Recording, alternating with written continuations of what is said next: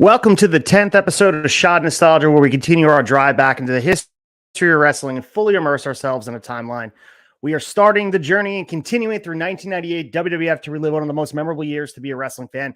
As always, live from No Cell Studios, I'm the Ace of Tavern, ACEFIELD Retro, and I am joined today by, I'm solo. As you can see, beautiful picture of Mike Belcaster with FTR enjoying some tequila at WrestleMania in LA. But he will be back next week. Of course, we'll be covering King of the Ring, but we have 3 Raws for you this week. Beautiful pictures of Mike Belcast will keep me company. I got some other good ones to share with you, but he is still doing things for from Los Angeles. You guys catch him on Fig Night. But for right now, it's just me taking you down that path and starting your weekend off. That's what it's all about, Shot Nostalgia. And we are trying to continue this drive and having a great time doing so. Episode 10, believe it or not, of season 3. This is episode 51, I believe, of Shot Nostalgia as we approach the summer months, one of the most memorable time to be a wrestling fan for me. And 1998 is one of those times where SummerSlam is what I circle, specifically the ladder match between Triple H and The Rock with, you know, everything for the IC title. And I could just picture MSG, the whole thing there, and Highway to Hell. And I can't wait to get there. And you know what? So as we continue our drive, we're going to be reviewing 3 events every week here on Friday. The June 8th Raw this week, the June 15th Raw, and of course, the Go Home Show, the June 22nd Raw. And we're going to help you guys go through them. We're going to cover the matches. And of course, we're going to go through the newsletter. Dave Meltzer will bring it back in real time and talk about as they happen. And as always, you guys can support us at theturnbuckletavern.com and make sure you like and subscribe. We are quickly approaching, 1.5 thousand followers on our subscribers on YouTube, and the social media is blowing up. So you want to hop aboard. We're going to keep you covered. We had you covered all through WrestleMania week. So make sure you guys continue with us and stay very up to date with everything in wrestling. So we are continuing everything that you need to know for pro wrestling, but we'll continue giving you guys everything you know for nostalgia. So let's get into the happy hour and bring it back for Dave Meltzer's newsletter in June of 1998.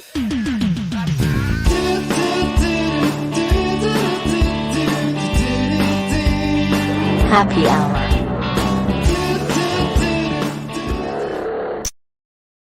All right, let's bring it back to the June 8th, 1998 newsletter. And just as Dave Meltzer was releasing this, they were going to press, and the Junkyard Dog was killed at approximately 11:40 a.m. on 6/2 in a highway accident in Mississippi, coming home from his daughter's graduation. And believe it or not, he was only 46 years old. And Junkyard Dog, very, very influential in wrestling. And he had that run in WWF. But if you guys go back into the history and see how influential he was in wrestling prior to coming over, and he was one of the biggest reasons that WWF succeeded in the early years. He was a very big star for that moment in time. And the thing with the Junkyard Dog is you got to remember, as far as the time and place of what he was doing and the culture and everything going around it for what he was able to accomplish, he was so influential. And being from New Orleans, he is still to this day one of the more popular athletes in all of New Orleans. And there was a great quote, and I put it on my Instagram today because I posted a reel about Junkyard Dog. And they asked kids in 1985 who they would want to meet in as far as athletes go. And you can go down the list of college athletes from LSU, you can go with the Saints, but no, everybody said Junkyard Dog. That was the majority by a lot. It just shows you where wrestling was in that area, and also how popular Junkyard Dog was as an influence. And we're going to talk about him here. And Meltzer says he was almost immediately the number 2 babyface in the World Wrestling Federation behind Hogan, frequently teaming with him in main events and earning in the range of $400,000 in his best years. Although he was said to have been broke by the 90s, he worked singles programs with many of the top stars, most notably the likes of Greg Valentine, Terry Funk, Don Morocco, Adrian Adonis, and Harley's. Meltzer mentions the high point of his WWF tenure had to come on November 7th, 1985, in the WWF's first ever specifically made for pay-per-view event called the Wrestling Classic from Chicago, which is a 16-man one-night tournament, which the JYD was the eventual winner, beating Iron Sheik, Moondog Spot, and getting a bye into the finals where he beat Randy Savage via countout in a match Savage actually carried to a good one. So he goes into the eulogy, and one of the best things that Meltzer does, and whether you like or hate the news that he breaks, he does a good job of eulogizing wrestlers, and that's still true to this day. that when someone passes away, I think he should release a book of all these eulogies of all these wrestlers, because it really gives you a glimpse into the career and the life behind the scenes in such a succinct way. Like I said, they're probably about, I don't know if you print them out, 6-page essays, but it really gives you an idea of everything they accomplished and goes through everything that from their beginning in the wrestling business until they unfortunately pass away. And this is just another example of it in 1998. And we're going to get more into that because this, again, he dropped this newsletter, and I think he had to edit as an amendment because it just happened and obviously it went down. He wanted to edit, but he's going to cover it in a future newsletter and then one that we're going to cover here. But we're going to continue right here. While WWE's rapid decline in numbers from just a few weeks ago is significant, just as wrestling has been soaring to record ratings and just as people inside were predicting it was a hot-shotted supernova that would cool off almost as fast, this past week may have been an indication of that as well. Meltzer continues, what appears now to have been the high watermark of wrestling's popularity in the current cycle was the night of April 20th when the two shows combined head-to-head for a 9.4 rating and a 14.82 share and reached, and get this, guys, 6,920,000 homes. And this past week, those figures declined to a composite 7.92 and a share of 5,813 homes, or a 16% decline. So even with a decline, and even if the numbers are dipping a little bit, that is an insane number for the amount of people. And today, we all, and some people, go over the numbers for Rampage and Dynamite and Raw and SmackDown. And if SmackDown hits 2 million, that is a really good week. And combine these, the amount of people watching wrestling, almost 7 million people on any given Monday night, absolutely insane to show how hot the product was. And maybe we'll reach that eventually, but maybe we won't. And that's something to be said about culture and something to be said about where media is and all the options we have. But at this moment in time, you can't dispute how popular wrestling is. So one can view what is happening not so much as a decline in wrestling interest on Mondays based on that, but interest in WWF staying steady and a massive decline in interest in WCW. We mentioned this on the show a few weeks ago with Turner being associated with live sports, and you have the NBA playoffs, and you also have other sporting opportunities like the Atlanta Braves on TBS. WCW was taking the back seat. And while that was happening, it happened to be a really bad time for WWF to get hot. So WCW, I think, had an 8-week period where they were preempted, and WWF took some of those viewers and they never let them go. And if you remember watching the Monday Night Wars, you were able to remember that 8 o'clock would start Nitro, and then when 9 would go over, you'd bounce back and forth. And some people were consistently bouncing back and forth to watch who had the better matches. And some of those numbers tell that story. But the main thing that we're seeing as a trend is that WCW viewers didn't come back once WWF hooked them. And that was because of the likes of The Undertaker, Stone Cold, The Rock. Everything that was going on their screen was gripping them to the point where no matter what WCW threw at them, main event or pay-per-view quality match be damned, there was nothing to do with getting them back. And that's really the turning point. And whether they knew it or not, and conversation goes on for hours about if WCW should have went out of business, and really they were too big to fail. And the fact that they did fail is a complete conversation for another time. But little did they know the turning point was after that 83 weeks. And it probably was that 8-week period where they didn't have an opportunity to go head to head with a live product. When you're preempted and taped, not a good thing, even in the 90s, because people had access to seeing what the spoilers were. And there's something different about a live product. And we continue here in the newsletter. The WWF's Over the Edge pay-per-view on May 31st, Milwaukee, just continued the same pattern of most of the group's recent pay-per-view shows, only taken to the extreme. So Meltzer mentions this new style of wrestling that WWF has adapted, and they're doing it to a big level. And the most recent main event that we saw here kind of copied ECW with the wild brawl in the crowd and having the ability to engage the audience with some extreme acts. And it's not really about work rate, but it's about shock value. And he continues here in the newsletter, taken to the extreme is not a figure of speech regarding copying ECW, but a figure of speech regarding the typical pattern of having a really good main event and a weak undercard. In this case, the undercard was far worse than the usual week standards, topped off or bottomed off more accurately by the saddest angle of the year. And in this case, the main event with Steve Austin versus Dude Love was possibly the best match so far this year in the U.S., which, while it was a great match, also points out in bold letters just how weak this year has been when it comes to producing off-the-page matches. And I was considering that and thinking about what we're looking at in 2023. Got off to such a hot start. Will Ospreay Kenny Omega with that crazy match. And then obviously you go down with Vikingo and Omega. And we are now only in April. As I'm recording this, April 4th. It's April 7th as you guys are watching this or listening to this. And the match quality is so different and the work rate is so different. So when you watch WWF 1998 in a bubble, or you watch WCW 1996 in a bubble, or you look at what these guys are doing, it's hard to take it without the context of the popularity. And the style of wrestling in 1998 was very, very popular. This is what people wanted to see. They didn't want to see the high work rate matches. They weren't ready for it. And maybe it would have blew people away, but what they wanted was this brawling style. And I think the Over the Edge main event that we reviewed last week was exactly what they wanted. And it fit, and it aged well. I thought the match was really, really good. And it was one of Dude Love's better matches as that character, and certainly represented what Austin was. But very, very interesting stuff coming from Meltzer. And we continue here in the newsletter. He said the biggest house show this summer will be called Foot Brawl 1998 on 8/8 at Foxborough Stadium in Foxborough, Massachusetts. Curious to cover that. It's a house show, so I've never seen it. Maybe they'll cover it in the newsletters we approach August. I'm sure they will. But very interesting to hear, and I've never heard anything about it, so we'll see how they actually go about. Because at this time, running a football stadium is way out of the realm of possibility. We just watched them sell out SoFi Stadium 2 nights in a row. So you got to remember in 1998, Gillette Stadium or Foxborough, where the New England Patriots play, that's a pipe dream to have any show there, never mind a house show.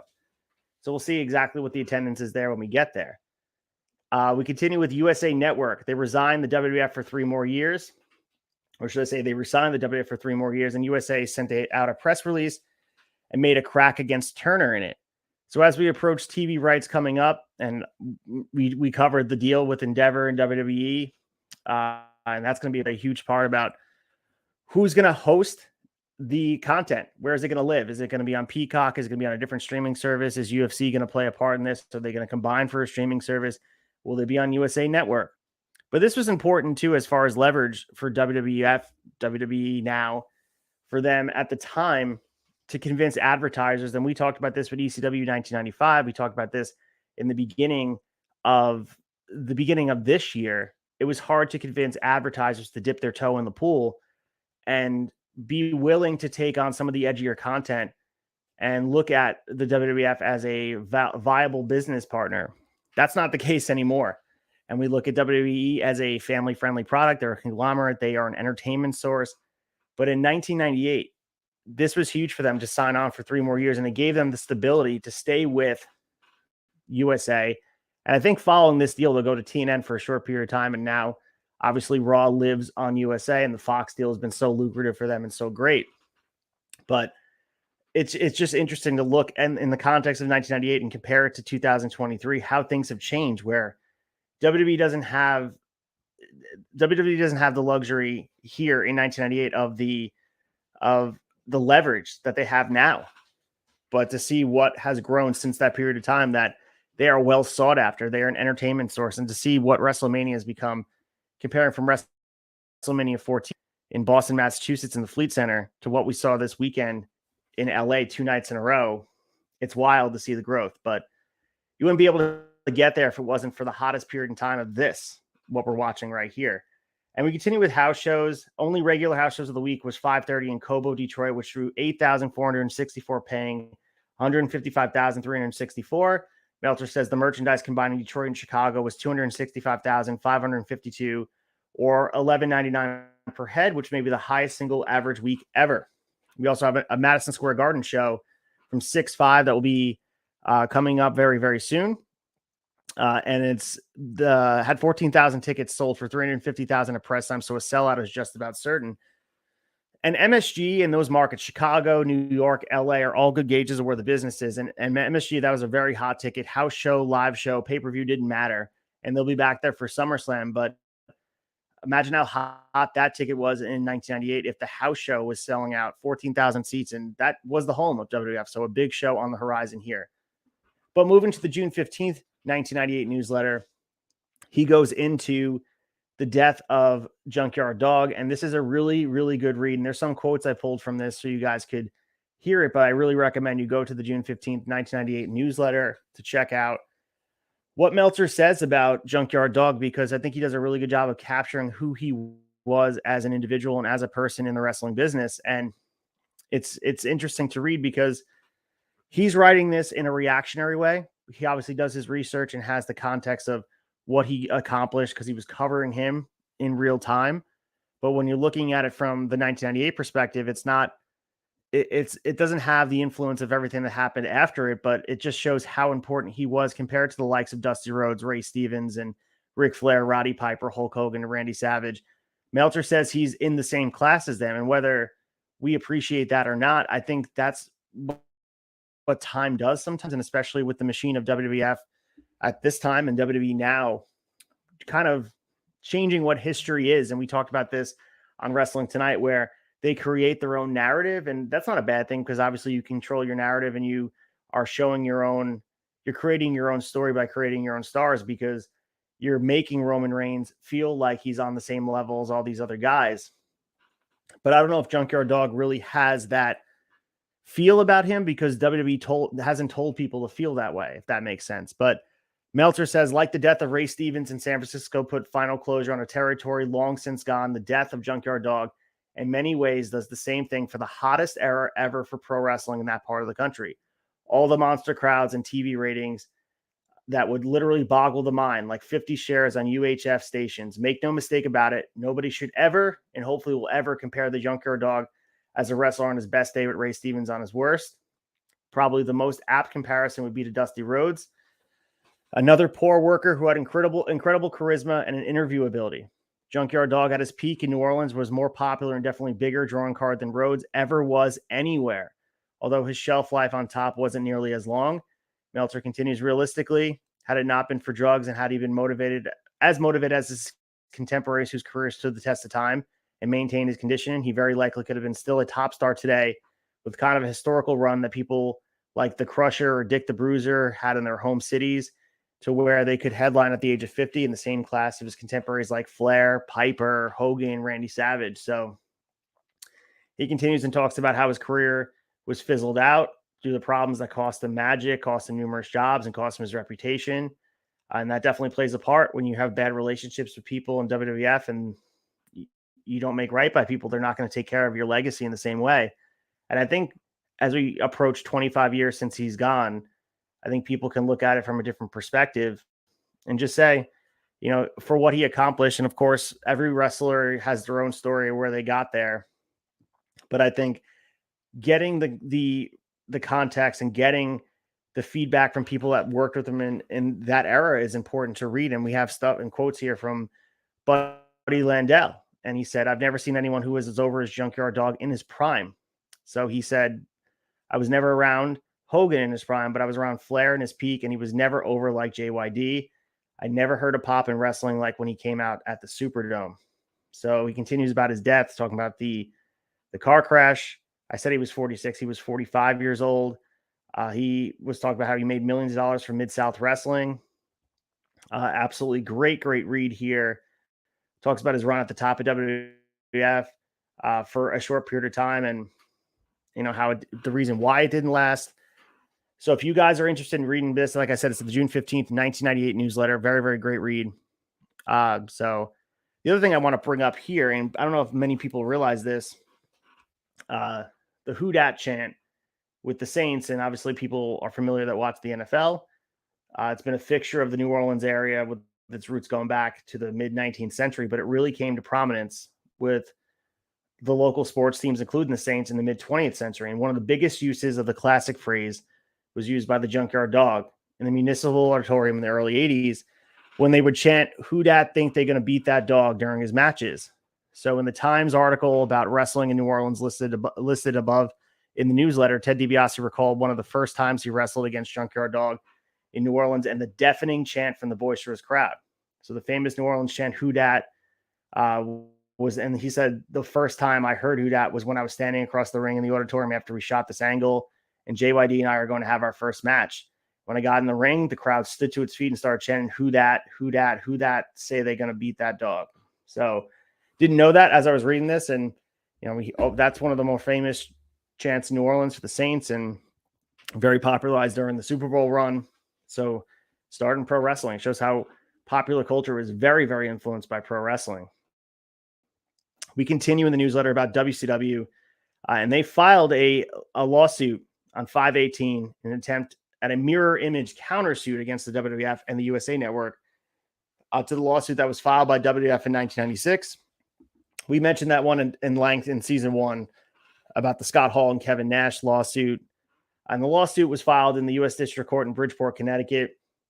And WCW is asking for $2 million in punitive damages, an amount to be determined at trial, and compensatory damages for claims of repeated and continuous use of WCW trademarks on TV shows, violations of the Connecticut unfair trade practices, et cetera, et cetera. So this is a response to just really what WWF is firing Barbs, and this is all part of conjecture of the Monday Night War, really, and using its top talent on TV, on Hotline, and WWF and WCW have, they stopped doing it as egregiously as they were.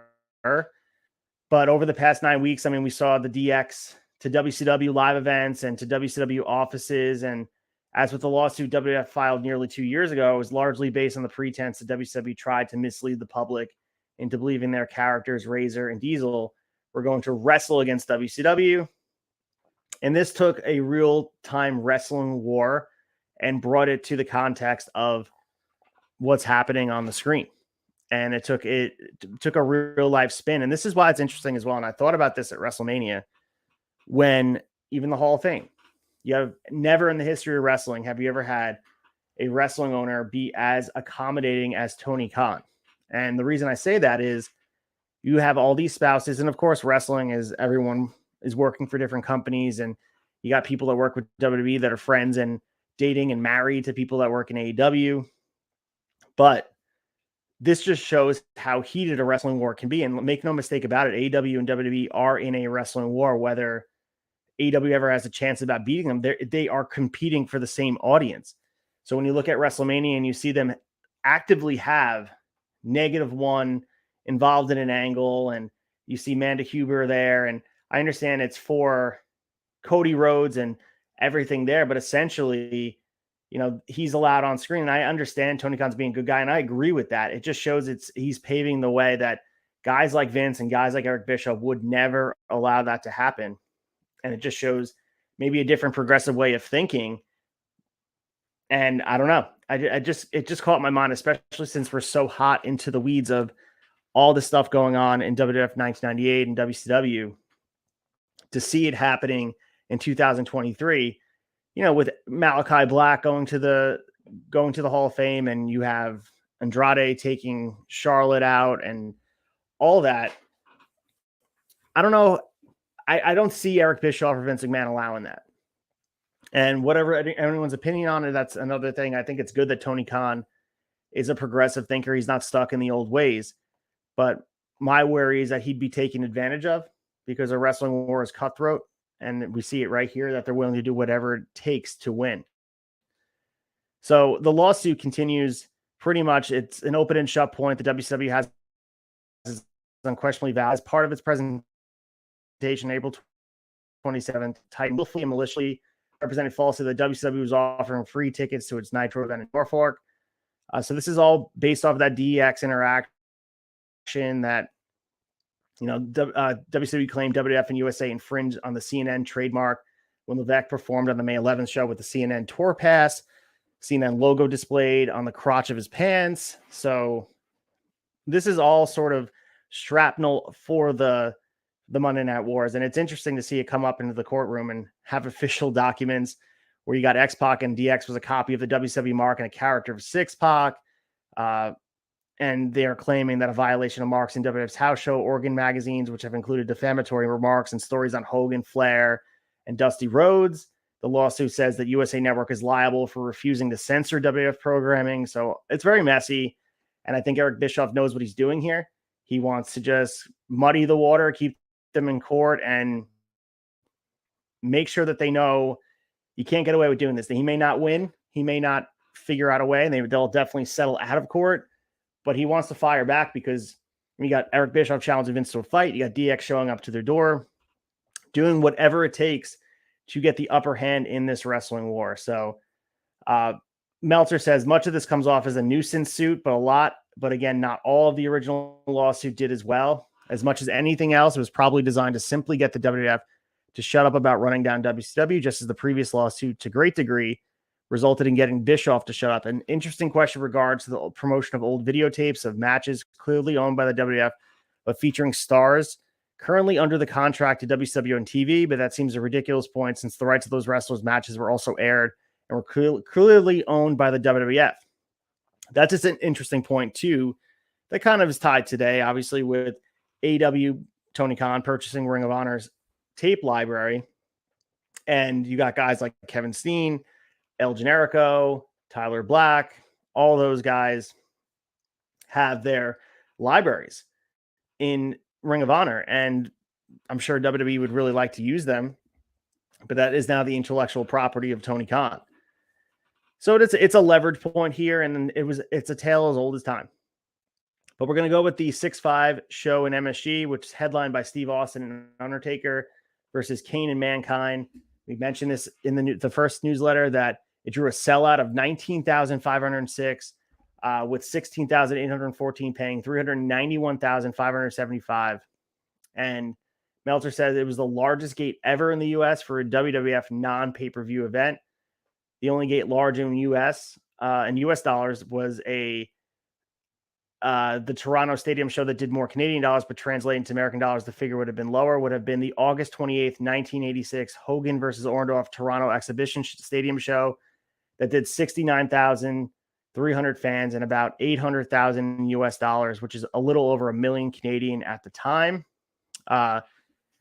He goes over the card and it's not great. We talk about from every week that we talk about WWF 1998. It's top heavy, obviously, with Austin and Taker and Mankind and Rock and all that and Kane. But the middle is rough. I mean, you got guys and then like you open it up with the headbangers. It just shows how over the business is at this time. It didn't matter what they put out there. It was just the product was hot. The brand was growing. So we continue here with Meltzer saying the WWF record continues to sell 6,500 copies per week and staying between the number 170 and number 200 mark in the weekly Billboard charts. This is the WWF Music Volume 2.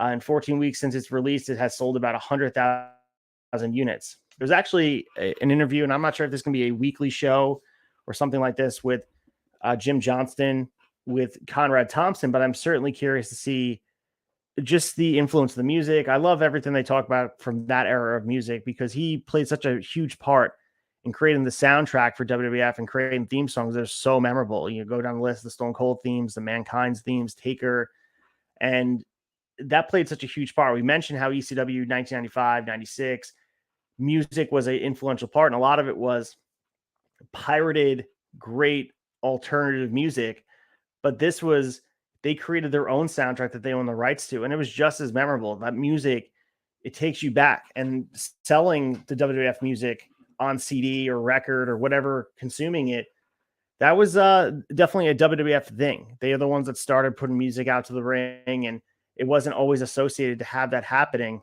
And of course, I think the Freebirds were the first to ever do it. But as far as selling your own music and making your own theme music, you would have to credit WWF with that. So I don't know. I remember when I first bought those CDs, whether it be WWF Volume 2 or WWF Volume 3, I remember like waiting with bated breath for X-Pac's theme and Val Venus's theme and Taker, all that stuff on Volume 3. Stone Cold's theme was on that. And then Volume 5 came out with Triple H's My Time. And then they came out with that anthology thing in the mid-2000s, which was great. It was like a 4-disc set of all the different music, and it had all the different eras.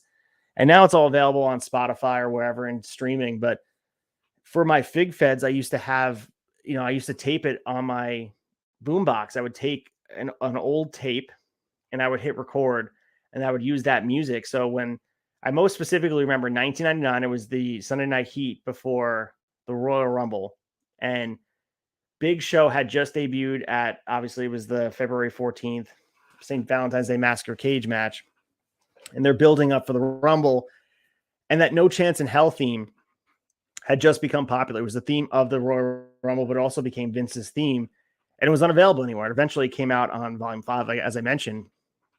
But I remember recording it on a cassette tape and then using it with the commentary for my figures as they came out. And that's how, that's how you did things back in the 90s, everybody. So we continue here. We have Don Callis in the newsletter, and he now has a bi-weekly wrestling column in the Winnipeg Sun. So anytime Don Callis pops up here, Canadian legend and involved in AEW programming, got to mention it. The WWF pay-per-view for the Over the Edge blew out the circuits because so many people ordered it at the last minute. Everyone who ordered the show will now be given the King of the Ring broadcast free. So apparently there was a pay-per-listen. So this was a radio version of the pay-per-view, which I've never seen, but very interesting to think about.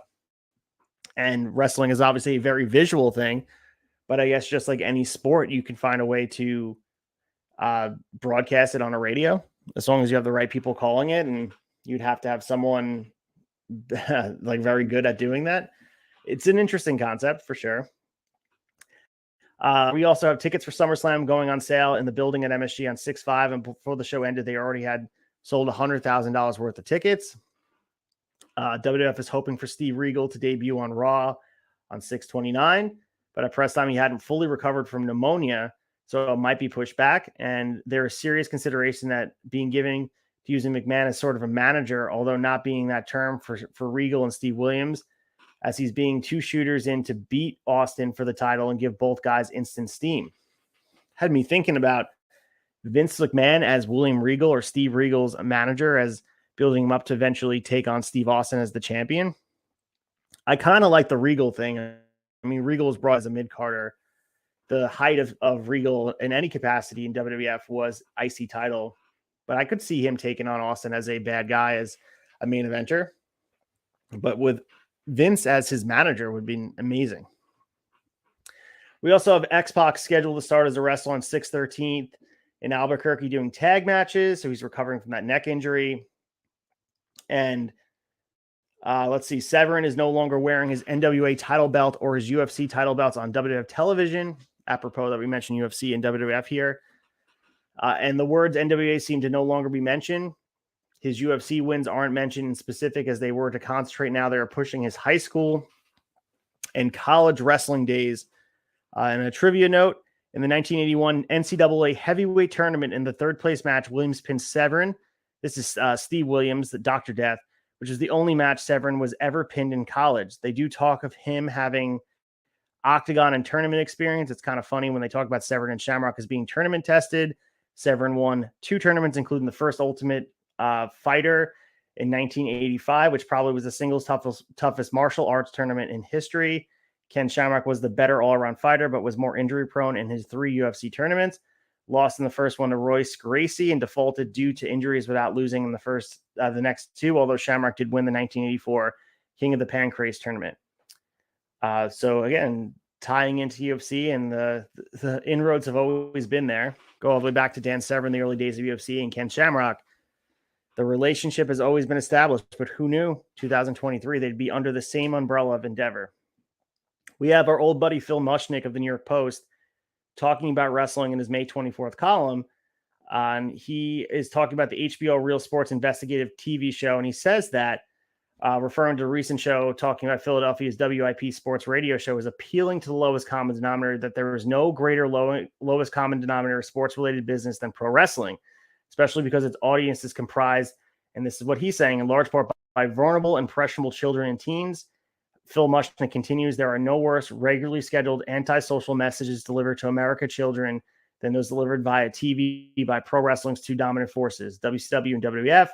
He says Vince McMahon concedes that many of his TV shows now represent adult entertainment, but he certainly hasn't banned children from comprising a large chunk of the live audience. WCW recently distributed a press kit heralding the phenomenal growth in TV ratings. Mushnick then noted WCW is owned by Turner, who is the vice chairman of Time Warner, which now owns HBO.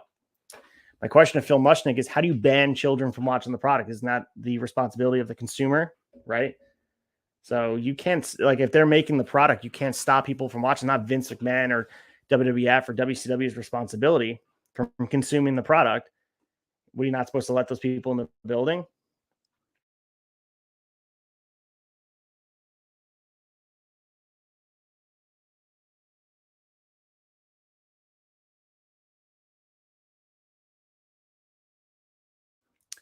Going down the list here, we have some notes on Adam Copeland, our boy Edge. He was just in the Hell in a Cell match against Finn Balor, busting open his head really in a gnarly way here.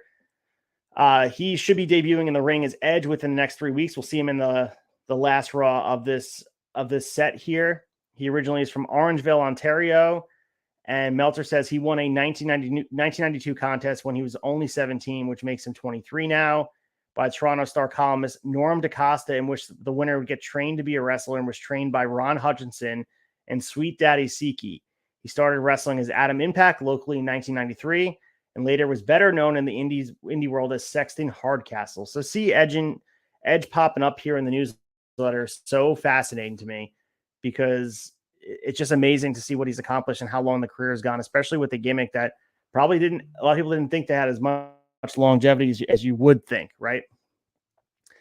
So continuing here in the June 22nd newsletter, we have Dennis Rodman popping up here and Bob Costas going to war with WWF. And this is a fascinating read because Bob Costas was talking a lot of shit about wrestling. And this was during the sixth and what turned out to be the final game of the NBA playoffs, pitting Rodman's Chicago Bulls against Malone's Utah Jazz, which has turned out was going head-to-head with a WCW pay-per-view show. It was one of the highest-rated NBA games in history. There was a scramble for a loose ball with Rodman and Malone winding up at the floor throwing elbows, and Bob Costas made a remark about saving it for your, quote, bogus wrestling match, and then said he didn't know why Malone would lower himself to participate in a pro wrestling match. Of course, we saw Malone involved in WCW. Same thing with Rodman. Bob Costas had been heavily critical for much of the series on Rodman, and on the game that followed last week's Nitro made several references to Rodman's traveling, quote, freak show. So this led to tremendous heat on Costas from pro wrestling fans with memories, since Costas was actually a wrestling fan in the territorial days of the Sam Mushnick promotion in St. Louis, attended many big events there. Later, when the WWF was getting the big national push, Costas not only did a shallow TV special on pro wrestling and its fans and doing Gene Okerlund-esque interviews with the wrestlers, but also served as a ring announcer for the February 18th, 1985 War to Settle the Score MTV special from MSG, which set the angle for the first WrestleMania, which I didn't realize Bob Costas was there. That's a fascinating fact here. Costas also did several live radio broadcasts on the KMXO with Dan Diedroff on WWF house shows from St. Louis. By the late 80s, as the boom began to wane, Costas began distancing himself from pro wrestling. And by 1991, purchasing Gulf War, Angle was in the role of a former supporter who had become very critical of the company. So we saw one of the more famous clips was Bob Costas with Vince McMahon and him getting in his face and that whole thing that went down with the both of them. But yeah, that's very fascinating to think about Bob Costas separating himself, and he's always been distancing himself from pro wrestling.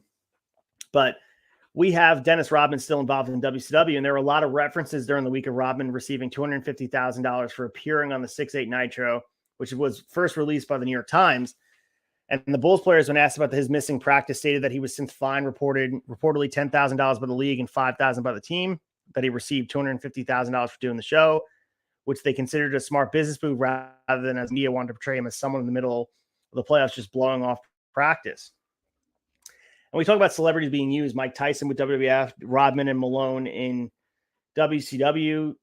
Celebrity and wrestling goes hand in hand. We still see it today. Logan Paul in WWE now, and Bad Bunny was on Raw last night, and finding a way, like you name the celebrity, they probably had something to do with wrestling at some point or another.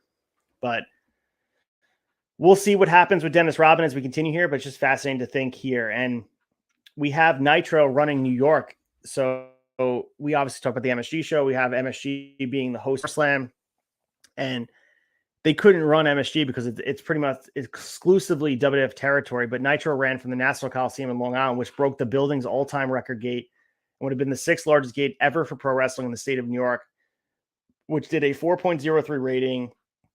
And WCW set the building record, drawing $426,105 on $13,381 paid, and a sellout of $14,254 in the building, which broke the record of WrestleMania 2 headlined live by Mr. T vs. Piper on the big screen from LA by Hogan vs. King Kong Bundy, with the exception of the August 8th, 1980 Shea Stadium show headlined by Bruno Sammartino and Larry Zbyszko. It was the largest non-pay-per-view gate in the history of New York State. And last week, obviously, they wrote about MSG crowd. So they're topping each other. Like they literally took a week to top that same number that lasted from 1980, which is insane to think about. That was Red and Black, Sting, Goldberg. They mentioned all the merchandise being sold. And this was WCW's first show in New York City market in 2 years. It was considered to be overall a success as far as fan involvement was to go. So, but there's a lot to be said about the Nassau Coliseum, and I can speak all day about that. Being a diehard Islander fan, sitting next to me, I have the Nassau Coliseum chair from the original chair. Probably was in the building for this event when Nassau Coliseum said goodbye to the New York Islanders, and they renovated. They gave away some of the, they sold the chairs. But Nassau Coliseum, the host of WrestleMania 2, and some big moments for 4 straight Stanley Cup champion New York Islanders. The building left a lot to be desired. So they mentioned some things, some issues with the sound system. Most of the interviews seemingly were impossible to hear. People said it didn't really make for a good live show. Obviously, it was a financial success, but not as great as you'd probably imagine it should have been. But most of the people there, obviously for a New York crowd, they're mostly into the guys like Hogan, Nash, Savage, Piper. It was said backstage Bischoff was all too aware and thinking it was becoming too much of a talk show with not enough wrestling. Very, very interesting to think about WCW running Nassau Coliseum in New York, because it's different territory. It's not where they usually roam. So the last thing for the newsletter before we get into Get Our Fix, there is a letter written in the newsletter from somebody talking about betting and gambling in wrestling. And this was very, very interesting because the news broke that we potentially could have wrestling with gambling. And it was by this guy named Stephen Yo from Montana. And he said, the July 6th report in the match in Chicago Tribune goes out of its way to report on all-time Stetcher supporters around the country who had attended the match and bet on Stetcher to win that had to telegraph home to get money for transportation. Since there'd be heavy odds against a draw in a match scheduled to be fought with no time limit to be a finish, the gamblers stood to gain a lot from the match having no winner. So a long, boring outdoor match lasting until there was no light and had to be called would make some sense. Gamblers fixed a World Series in 1919, so what would be hard about them rigging a pro wrestling match? The guy continues, but everything is a theory. Nobody will ever know that real facts are what the real facts are. Tales from wrestlers passed down are just that. Anyone who ever talks to old wrestlers knows how hard it is for them to separate fact from fantasy. Ed Santel telling Luthez a story in 1937 about something that happened in 1911 is as reliable as Zbyszko talking about his match with Bruno Sammartino. It's a business of self-promotion. All anyone can do is pick out a story that makes the most sense at the time, or is the most entertaining, or the story they can make most money on by repeating. The Lewis Stetcher match for the world's title, if you consider Stetch's win over Charlie Cutler on July 5th, 1915 as a world title change, as most people do. So Meltzer addressed the gambling part and says in his response in the newsletter, the gambling theory is an interesting one and one that can be considered. The biggest argument against the theory is that the match being a work and the participants agreeing to go 5 hours is that with the mentality of that time and even to its time, wrestling promoters never think how things will play out historically. And if all parties agreed because they were getting a cut of gambling killings, again, something that big would have eventually come out in wrestling folklore somewhere, because the other thing constant about wrestling is that while you can't count on the truth from old stories, neither can anyone keep a good secret. Wrestlers and people in general, but wrestlers more than most, like to put themselves over. Old-time wrestlers were old-time con men, and the story they are going to repeat to the other con men is the one they look the best in. Lewis had the choice of saying they fought a real-life 5-hour shoot, even though he tired Stetcher out, he never beat him, or that there was no way Stetcher could have ever hung with him, or he just carried the guy because it was planned idea to make more money down the road, or that he made a killing from gamblers and carried Stetcher. The story that made him look the weakest to the con men buddies was the story he told decades later after none of this mattered anymore, so more than likely was closer to the truth than either one of the other two versions. So he also talks about, remember, the gamblers fixed the World Series and couldn't keep that one quiet for very long. And if you understand sports, you'll know that baseball itself probably tried to keep that one quiet as well. And it still got out, forced their hand to take what public would seem like a drastic action. And that was a whole lot more important to keep quiet than making a killing by working a draw in a pro wrestling title match. So amazing to me that the stories sort of link up with pro wrestling and 1998, and history repeats itself. And Dave Meltzer in the newsletter, that's why it's so important to go back and read these newsletters. And whether you agree with Meltzer or not, for a lot of things he's doing, and he is a polarizing figure, there's no doubt about it. But I still stand by those people that don't like Dave Meltzer haven't read a newsletter in their life. They just base their opinion on what other people say they should think about him. And I think if you read the newsletter and read it objectively, you might learn something. So hopefully you guys are learning something as you do this here. But let's talk about the 3 Raws here, get into it, and get your fix. Get your fix.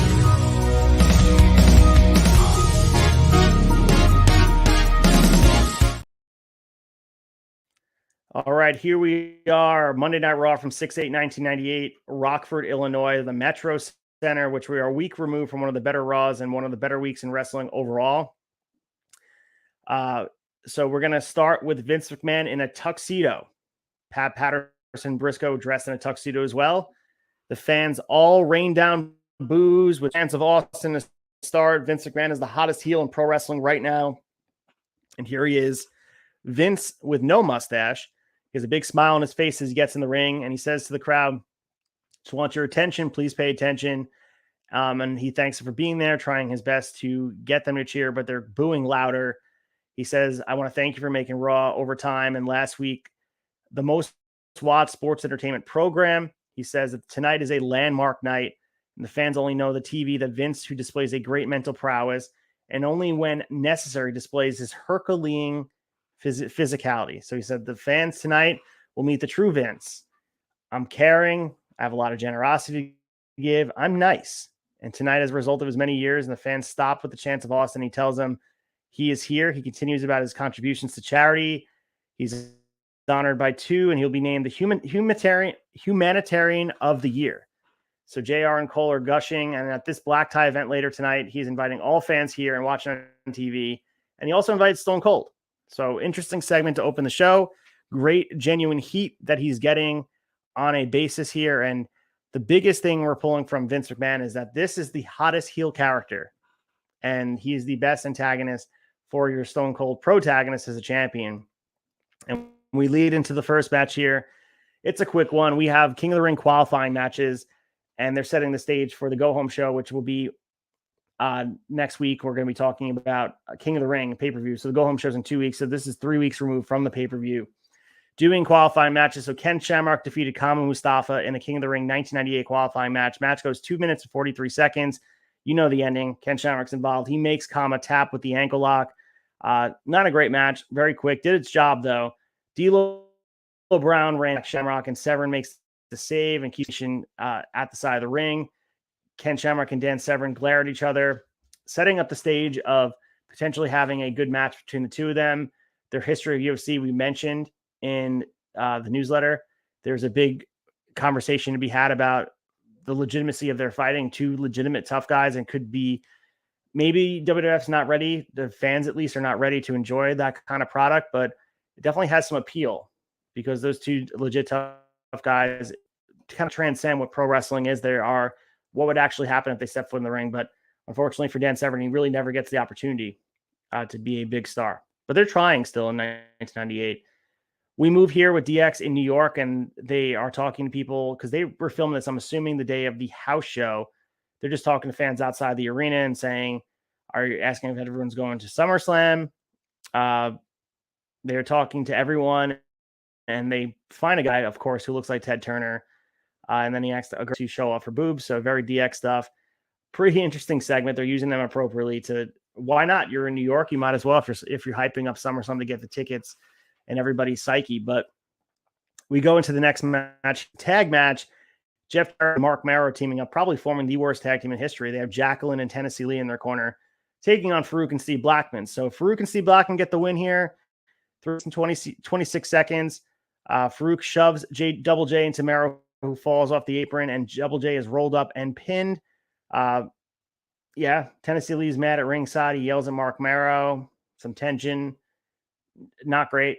As I mentioned, the card is top heavy, but the mid card, when it's bad, it's really bad. And this was some stuff that you could do without.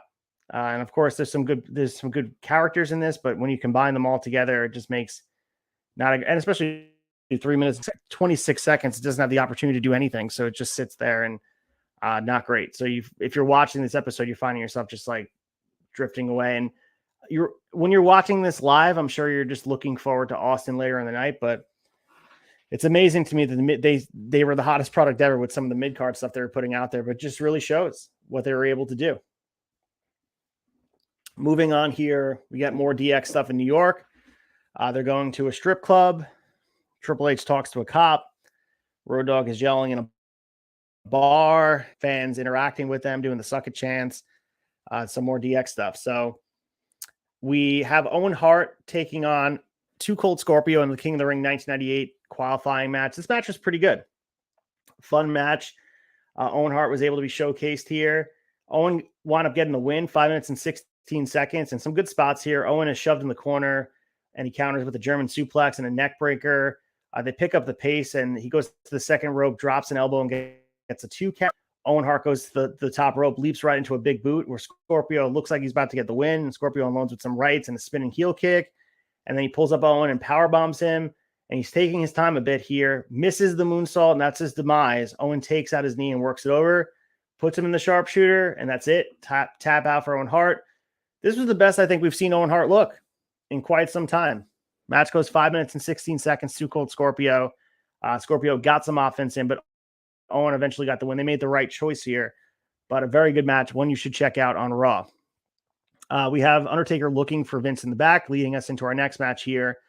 As I mentioned, as good as the other match was, this match was equally not as good. Darren Drozdov taking on Chains in what was a glorified squash match, 2 minutes and 54 seconds. Chains gets the win here.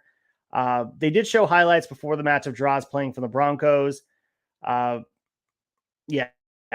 they're playing into his football background, and JR, who was the head of talent for a while, is obsessed with it. You can tell, like, it's a big deal to him. Their athleticism in the back, being a Division I athlete, you could see the emphasis on this. And every time you'd watch like a Rock match, they bring up the fact he played for the University of Miami, and they mentioned this with Drozdov as if it's going to be make people care, and they just didn't. So the thing that's annoying too is they do the 3-point football tackle for anyone that used to play football, but he misses this and misses it and gets finished off with a pin by Chains. Like I said, not a great match, not really worth covering at any length, but it's one of those things that were there, so it does its job, I guess. But moving on to the next, we have Vince McMahon. Undertaker's comes down to the ring, and he chokeslams both Chains and Darren Drozdov, and he's pissed off about where is Vince McMahon. I need to see him. And Undertaker takes it out on Chains and Drozdov. After the commercial break, we get Vince on the big Titantron, and he's talking to people, and Undertaker heads to the back looking for him, setting the tone for later in the night. So we have Vince McMahon getting ready for this award ceremony where he's accepting the humanitarian award, but Undertaker's hot looking for him, so I'm sure that's bothering Vince McMahon. But here comes DX in a segment here. We get X-Pac and Triple H asking the crowd if they're ready. The crowd's super into them. Road Dogg does his thing, and then Billy Gunn does his thing, and they all continue to talk about their success and they're very popular. The fans are really into what they're doing, and they say they have unfinished business with the nation, which brings out the Legion of Doom. So they come out. Animal has a mic, and he wants to know if DX is ready, if they have bigger problems than the nation. It's going to be us, and they want their title shot. Triple H tells Animal, calm down. They make fun of him being old, and then out comes Disciples of Apocalypse. They also want a title shot, and then Triple H huddles up DX, and they state they cannot fight all of them. And here comes Sergeant Slaughter and says, "You will, and you're going to fight all of them, and the winner will be tag champs." So it's setting up a segment for later in the night, which is a decent setup here. And then we have Undertaker destroying in the back, upending tables, looking for Vince. Vince is not in the building. He's doing that. As I mentioned, he's at the award show. So Undertaker's in the back destroying things, which leads us into our next match here. It's just a singles match between Vader and Mark Henry. Match goes all of 2 minutes and 46 seconds. And Mark Henry he defeats Vader by DQ. And it just shows you this is the demise of Vader. He should have been champion in 1996. He could have been a monster. He could have been booking him like he was booked in Japan, and also booked him in WCW. But, if you look at the path, this is the tail end. And you can see it here. these two big guys square off, and it should be good because you can, especially when you're watching this now, knowing who Mark Henry becomes. And of course, he's so young here and he's so green. But looking at Vader and Mark Henry in their prime, it might be a dream match for some. But this wasn't that at all. We get Vader hammering him in the corner, but then Taker comes out. Mark Henry turns around, looks at Taker. He gets chokeslam, and then Vader stands up and he gets chokeslam too. So it is a DQ finish. Technically, Mark Henry gets the win, but no one really loses. So I guess the silver lining here is that Vader didn't get pinned. But they were equally against Mark Henry at this point, too. And Mark Henry will have his struggles as well with creative. They sent him down to OVW, and they don't really find anything for him for a bit. But yeah, Vader being booked like shit. Taker loses the ring. And we got another 1990 ring qualifying match. And as we saw Dan Severn earlier in the night, he's taking on DeLorean, and he easily gets the win over D'Lo. D'Lo is the young boy in the nation, just as Mark Henry is. D'Lo's taunting Dan Severn. Does not go well for him. And we get a German suplex, and then he curves him in a bow and arrow. D'Lo Brown submits. Dan Severn is a tough guy. The storyline of the King of the Ring is looks like they're building towards Dan Severn and Ken Shamrock, which might have drawn in UFC circles, and it just shows the crossover of fans or lack thereof that nobody cares about Dan Severn in WWF. You can just tell the fans don't care. Very, very dull segment. Not a great, no reaction at all.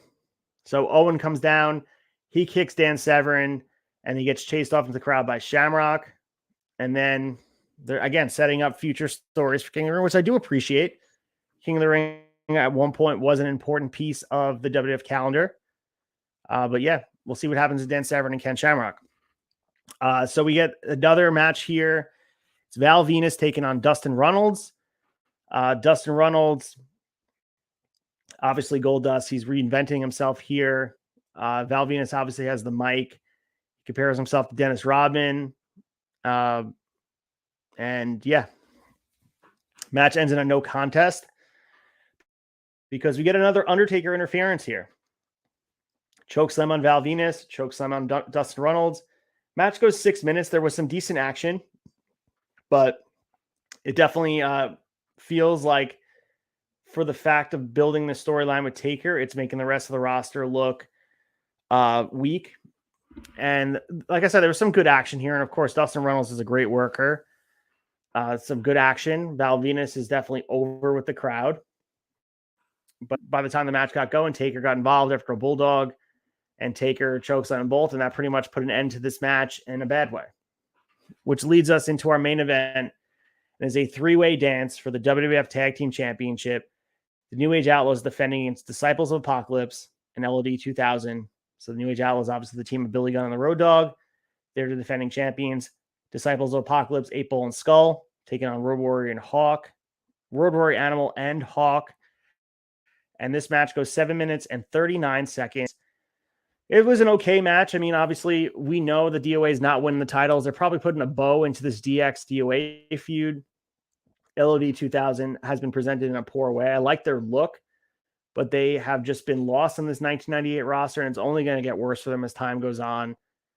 They're from a bygone era that they just don't fit the aesthetic of what the Attitude Era is. And I think a lot, Belcaster and I were thinking about, a lot of it was they never had to sell. They were more just, they would go out there and squash people but that wasn't, they don't fit that aesthetic. I don't think anybody wants to see them squash the tag division. So they're stuck in this mid-card type of mess where the New Age Outlaws get one up on them. And that's it. I mean, they get the win here. The New Age Outlaws retain. There's some shenanigans with DOA being twins, and then they do the whole switch thing, but Road Dogg flips into the ring as Gunn is the other legal man, and the other two are whipped into one another. And JR is confused as to why they were tagged in. And Road Dogg falls down, and Gunn pins him. So they do the thing that everybody talks about in a match, like, why don't you just pin your opponent? So Road Dogg pins Billy Gunn to retain, which I'm surprised that it's, I don't know, not done more often. It's stupid, don't get me wrong, but it was creative. I'll give them credit here. It was an okay match, not great. But before the match, I meant to mention they were going to the back where Taker is absolutely crushing Slaughter. and he dumps a plastic can on top of him, ripping up his tux because he's getting ready for the award ceremony with Vince. He's not going to make it there. But leading us into our last segment here, Al Snow comes to the announce table, and Lawler's happy to see him. And security grabs him before the segment comes out, and Vince is coming out for the affair. So a slew of officers have arrived. They have Taker surrounded, and the honored guest is welcomed. Here comes Stone Cold Steve Austin. He comes down and has a tie on with his vest. Vince is mad that he's not wearing a tux, but he calms down and says, hey, welcome. Thank you for coming. George Martin has a plaque, and he calls his mission dubious, as Vince gave less than promised his check and did not clear for a long time, never came to the organization. He said he does not give him in the plaque, and that lets him know that his favorite wrestler is Austin. The other guy does not remember getting a check, but gives him the plaque too. And his favorite superstar is also Stone Cold. And Vince is smiling through the pain. Vince is thanking everyone. He's happy receiving the award and discusses the Hall of Fame and how he'll be honored again. Austin grabs some cash out of Vince's pocket. And the announcer say it's $1,200. And on behalf of the tightest SOB in the world, he gives the money to the charity. And Austin calls him the Jackass of the Year. And out comes The Undertaker. Cue the dong. Druids are pushing a casket. Mankind comes out from under the ring, attacks Austin, and Kane lends a hand. This is chaos at the end of the show. They put him in the casket with Kane standing on top of it, and Vince is grinning like he had this planned all along. So this took a turn for the better at the end of the show. Obviously, they were crescendoing towards this with Taker. We all had this idea that they were building towards this because Taker has been involved in almost every segment, attacking all the mid-card guys, and he is now targeting Austin. And it seems like there is a big piece of building up towards this summer months. And we're going to get Undertaker and Austin eventually for the title, but in the in-between, Kane and Mankind as a duo taking on a duo of Austin and Taker could have some potential for great memories. And we're going to get an interesting dynamic in the next couple of weeks of the Hell in a Cell match that people forget. It didn't actually happen, but the fact that they had a Hell in a Cell on Raw, like, it seemed like a fever dream that it actually happened, but it did. And you can see pictures of it. But this show was classic Attitude Era. I mean, the wrestling seemed like it was less important, and the ending was pretty classic. Like, if you go back and watch this, I do remember, and I do like what they are doing with Taker, and it's going to be cool how they get him to the point where he's the number one contender against Austin in that memorable main event. So yeah, it was an okay show. Some fodder in there, and if you were watching this, I mean, you probably could skip over a lot of it. Like I said, you probably wouldn't want to watch the match with Owen and Too Cold as far as wrestling goes. Everything else is sort of fodder. Watch the opening segment, watch the DX promo, and then also watch the final thing with Vince, and that'd be the end of it. But we move on to the next week here. WWF Monday Night Raw from 6/15/98, San Antonio, Texas, the Freeman Coliseum. Just last week, just to give you guys notes on the ratings, Nitro did close the gap. They did not beat them, but they could still not best a tape show despite hauling everything they got. I mean, so when DX invaded Nitro, that was a huge moment, and we talked about that in the newsletter, that it's one of the precipice for having a lawsuit against them. But it did do a lot of damage. And the difference between taped and live is a huge piece here. The 8 weeks that they were preempted for the NBA playoffs was an absolute mess for WCW. And as I mentioned, this was when WWF took the lead and never looked back. So we move into the opening of the show. Sable comes out, and she's glad to be back. And she informs everyone Vince McMahon hired her back despite her losing the Loser Leaves Town match. Vince comes out to a couple of cheers, but mostly boos, chants of Austin. And Vince wants to clear the air of the conspiracy charges, and has Sable read a letter. So the letter says that Vince is the humanitarian of the year, and he would not stoop so low to use his charitable award to attack Austin. And he said, I'm actually a kind, caring, jovial WWF owner, and he will bring the perpetrators behind the assault of Stone Cold to justice. And he thanks everyone and hopes they enjoy the show. She stops reading, and he kisses her on the cheek and states that this should clear up any conspiracy charges and welcomes her back. He goes to leave, and then we get the glass breaking. The fans absolutely lose their mind. Austin comes in the ring. He grabs Sable and takes her to the floor, sends her on her way, and he has a mic and says, I want to let you know, Vince, that while you were reading that crap, he threw up a bunch of times, and he's tired of all the chicken shit things that Vince has been doing, He's going to stick his foot up his ass. Austin asked the fans if they want him to kick Vince's ass, and they give him a hell yeah. And of course, they respond resounding with a hell yeah back. Vince keeps running in circles and keeps repeating for him to listen and reason. And he said last week Taker knew what he was doing, and he knew he was going to call the cops, and he knew he would call the cops as all the superstars.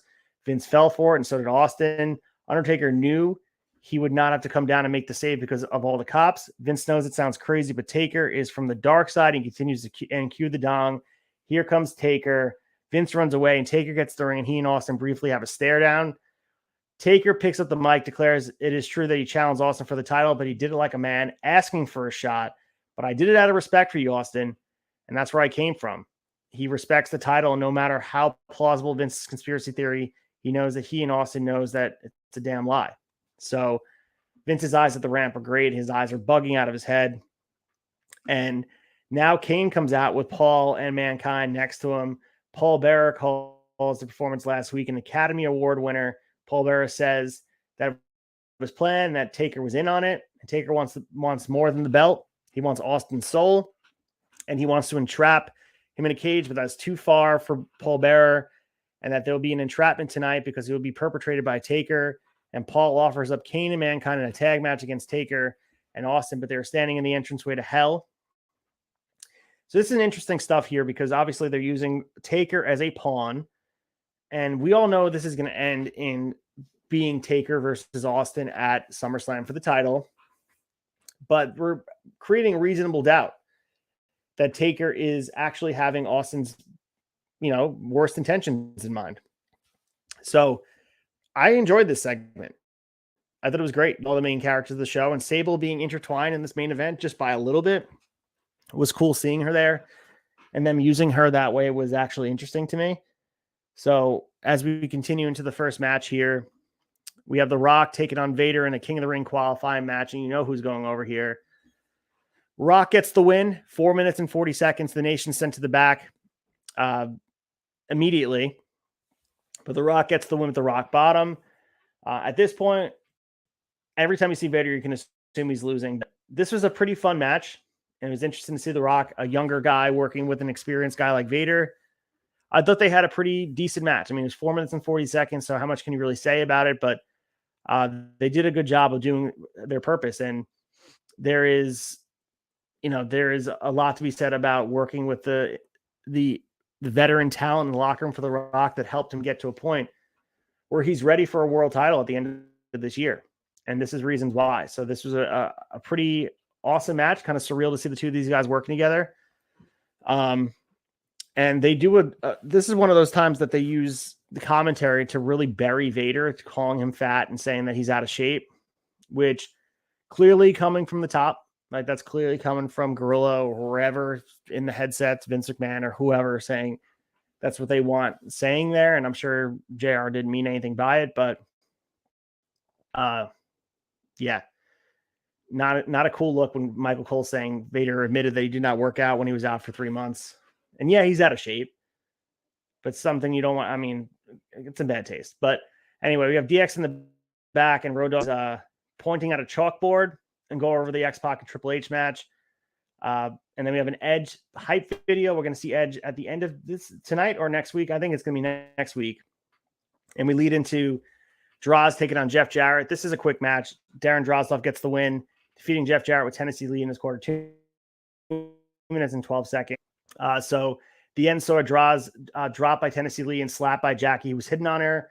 Double J goes out to check on him, and he's hit in the nuts by Mark Marrow. He's rolled back in the ring and pinned immediately by Droz.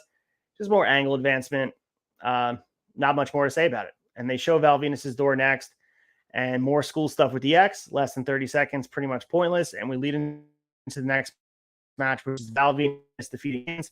4 minutes 35 seconds. Val gets on the mic, and he's there in Texas, so he says everything's indeed bigger in Texas. Chains unloads on him to start the match, a series of elbows.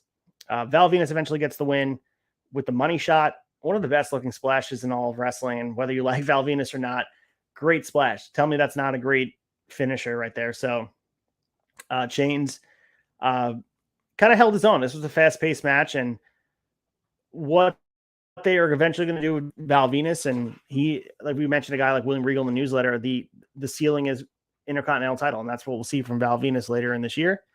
And he is the perfect mid-carder for what they're doing here. So can't complain about Val Venus is on TV. I really think what the Attitude Era is about. We have Kevin Kelly in the back. He has Taker at his side, and Kevin Kelly asked Taker, what's going on? How can we know that you're telling the truth? And Kevin Kelly wants to know if everyone can trust things, that it's an asinine question. Austin's motto is not to trust anyone. Kevin Kelly asks if Austin can trust him again, and Undertaker affirms that he has stated he just wants the belt. He could trust me. They're just trying to put smoke and mirrors up. It's not about anything else but the belt. We get DX again in the back. Triple H and X-Pac are talking about their match, and X-Pac is ready for it. And then we lead into the next match, which is another defeated Mark Marrow with Jacqueline in his corner, 4 minutes and 3 seconds. This again is angle advancement. Dustin Runnels gets the win off of a Bulldog, which is interesting, but we get some more stuff going on with Sable and Jacqueline and things, and Jeff Jarrett gets on the apron. So yeah, not a great match. It's cool to see Dustin Runnels in here, and like he feels like he's a little bit more finding his own with the wrestling style, moving away from what we were seeing earlier in the year with the artist formerly known as Goldust, but still not great. This is just angle advancement for Jeff Jarrett's match with Mark Marrow next week. We get more DX in the back. X-Pac and Triple H are arguing. China forces them to stop and tells them to go out there and just wrestle each other for the King of the Ring. Kevin Kelly is with Dustin Runnels, who's happy he got the win, which leads us into the match we were talking about with DX arguments. DX brethren wrestling each other. X-Pac and Triple H in a King of the Ring 1998 qualifying match. Triple H got the win by count out, 5 minutes and 12 seconds. So right at the bell, X-Pac rolls up Triple H. So it's like, okay, it's on. We're actually going to wrestle. X-Pac hits him a few times, blocks a hip toss with a flip. Then he kicks him in the head. X-Pac keeps after him until he's grabbed into the floor. China comes down and rolls Pac back in the ring, who's not happy with China. Triple H hammers him and suplexes him. He gets 2 count, knee drop. X-Pac is sent into, and he's flung full force. And I love X-Pac in this role here where he's bumping around, and this is a fun match. Angle advancement. Triple H advances in the tournament, but The Rock gets involved here at the end, and Rock's on the mic and distracts Triple H as he yaps. Owen gives X-Pac an atomic drop onto the railing. Both guys get counted out. X-Pac gets counted out. Rock calls his loss as part of a master plan as he's going to get revenge and tells Triple H to turn around. X-Pac makes Triple H get back to the ring, and he cannot be counted out, so he gets the win. So some teamwork here. Angle advancement. Owen Hart and X-Pac clearly a feud. Rock and Triple H clearly a feud. DX still a team. There's no division in this faction at all. It's just cool to see them wrestle each other without any further storyline. The New Age Outlaws come out to check on X-Pac. We get another appearance from Al Snow. He comes out. Jerry Lawler confronts him. And he tells Al Snow, "I will not be able to meet with Vince because of your antics." Al is here to make a citizen's arrest, one for Vince, who killed his career with Aldo Montoya. He has been slipping. Different other criticism in there, and then Lawler acts baffled and goes to throw head, and he is attacked. As ref is suplex, Jerry Lawler hits him from behind. Some chaos leading into the next segment. Al Snow runs into the crowd. They brought him in with some appeal. Like, he becomes eventually a jobber. I guess they kind of let off of what's going on with him, but some decent stuff with Al Snow. We get another match here. It's the Nation, Mark Henry and Owen Hart defeating Dan Severn and Ken Shamrock by DQ, 4 minutes and 38 seconds. This wasn't a bad match. It was nice to see Owen Hart being presented in a serious way. But there's some high spots here. I liked it. Dan Severn gets in the ring, gives a belly-belly suplex. He slams Mark Henry again. He cannot budge him on the waistlock. Owen is tagged in. He's tackled and picked up, slammed a few times. Pretty much the highlight was Ken Shamrock getting the hot tag. He destroys Owen, runs him over, grabs him, puts him in the sharpshooter. DX runs down, nails Owen from behind. The Nation gets dismantled. Owen Hart is on the ramp looking at Ken, who comes for him. Then Vader runs down and gives Owen a blow to the face. And then he and Henry go out, and the entire Nation is out, and it's chaos. The Donnybrook, if you will, a fight. So DQ finish, Attitude Era stuff. And we have a Royal Rumble match to get into for the number one contendership of the team championship. And the winning team will be number one contenders. So the teams involved in here, we have Bradshaw and Taka Michinoku, Farouk and Steve Blackman, Golga and Kurgan, Scorpio and Terry Funk, Disciples of Apocalypse, the Headbangers, LOD 2000, Midnight Express, and Too Much, which is Too Cool, Brian Christopher and Scott Taylor. The winning team will be the number one contenders. KANE and Mankind clearly are a tag team in this, and they are clearly the favorite. This was a lot of fun.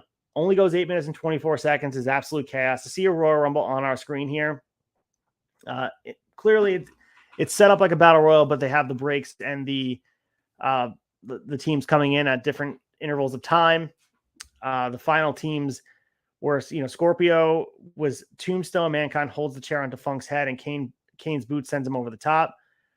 This was a very, very, very good, fun, and a lot. If you look at the tag teams, not great. There's not a lot of good tag teams, and the depth is very exposed here. To the point where they need KANE and Mankind to be part of this. They need them to be part of the tag division to make it mean something. But I very much enjoyed this. I thought this was great and a lot of fun. And I don't remember it happening, which made it even better.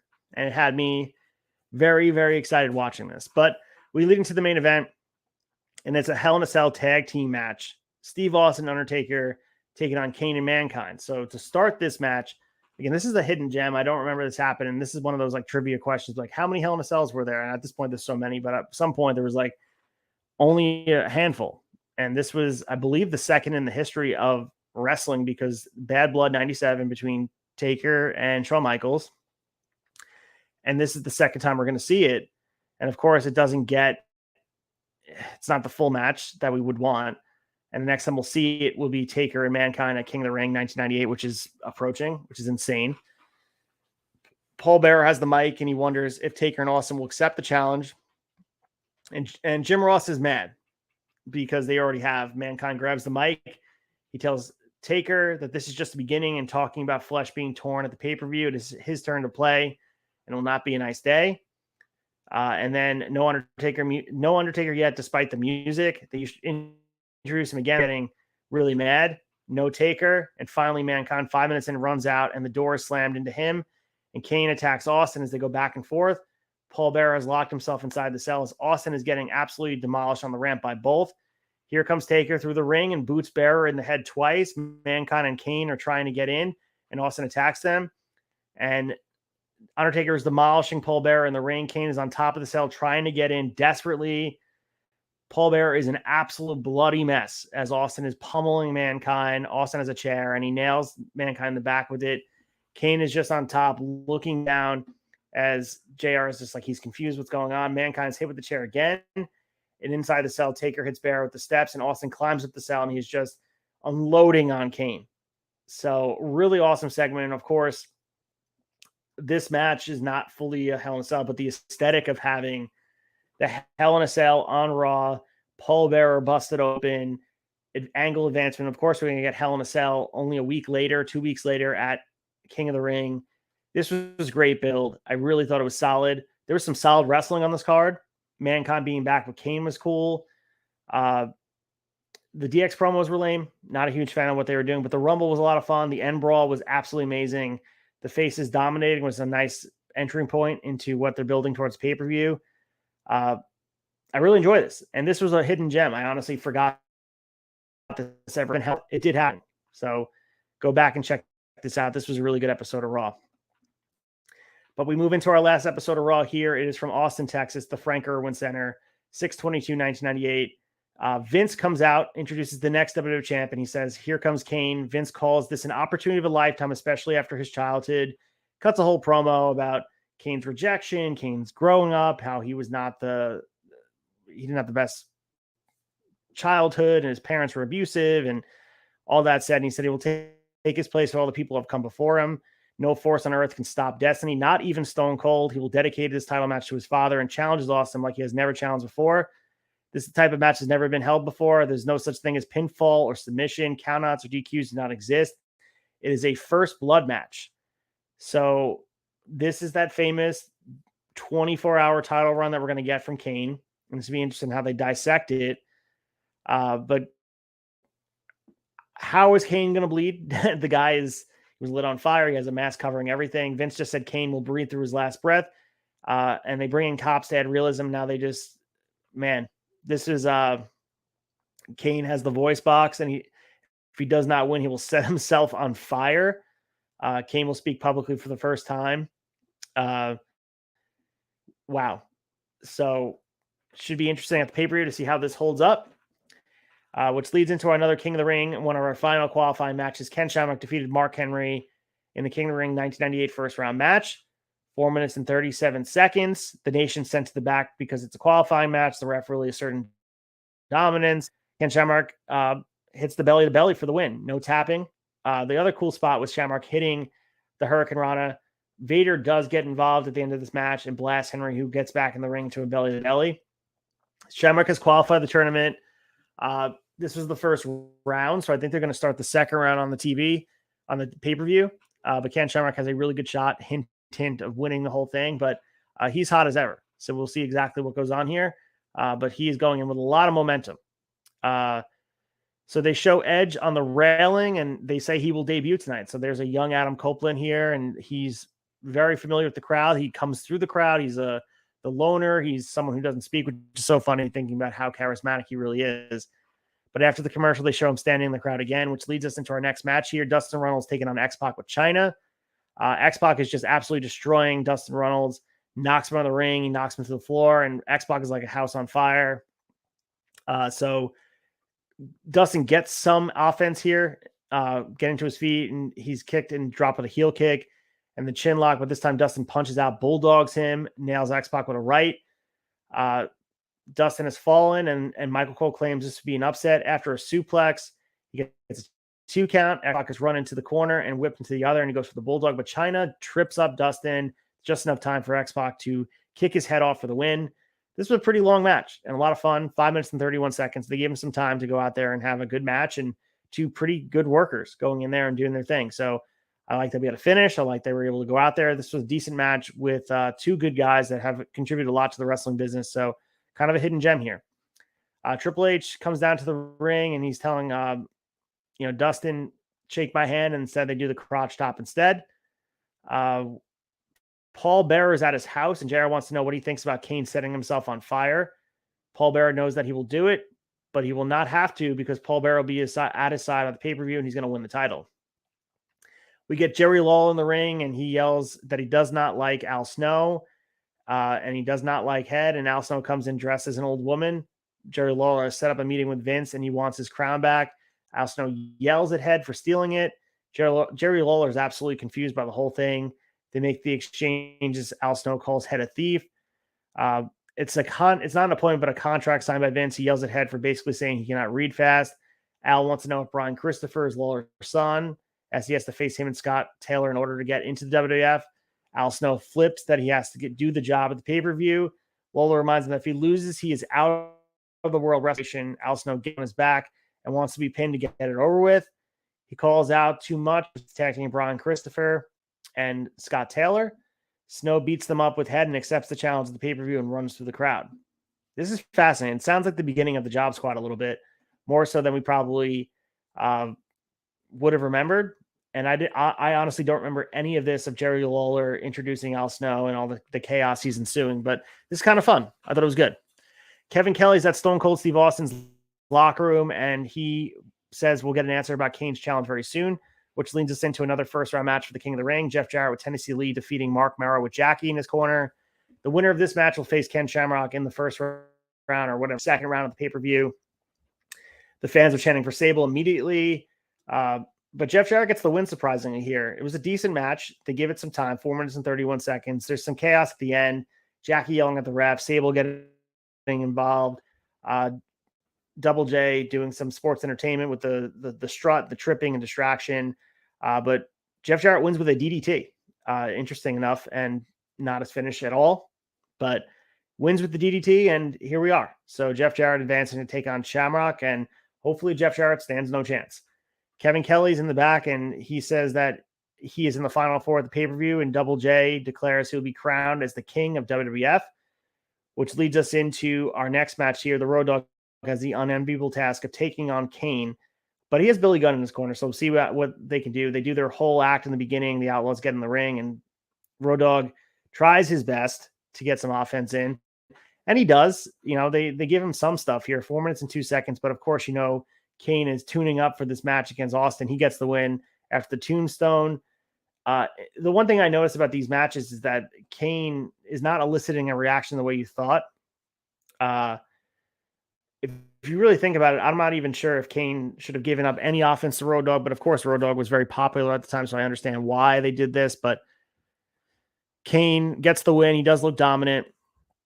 But yeah, again, the crowd is not reacting to Kane like I thought they were. Like, I remember Kane being a very hot character, and that's not, watching it back, I'm not sure if it holds up as well, but we'll see on the pay-per-view in that big match against Austin. Paul Bearer declares he'll be at the pay-per-view as he is healing from the beating that Taker gave him. Undertaker wanted to shut him up, and that is why he was attacked. Paul's lights blink in his house, and there's a scream as Undertaker has entered his house, and Paul gets beaten up again. The lights have gone out as Paul is getting pummeled. Attitude Era at its finest. Paul Bearer is one of the best that has ever done it as far as managers go, and he's just amazing during this time. I can't say enough good things about Paul Bearer in this landscape. And then we get Edge's debut here. Edge defeating Jose Estrada by countout, 1 minute and 7 seconds. So Edge gets the crowd behind him early. They do the classic rookie booking where he's just happy to be there. He knocks him, Jose, to the floor, and Edge leaps over the top, crashes into him, and Jose's counted out. If you got to pick a debut, it's not a great debut to win by countout. The one thing I thought maybe is Jose Estrada might have been legitimately hurt. His head was hit by Edge's leg, so maybe he might have been shoot hurt. So maybe that's why they pivoted, because I'd imagine you don't want to debut someone with a countout. I'm curious to do some research on that, but we will see.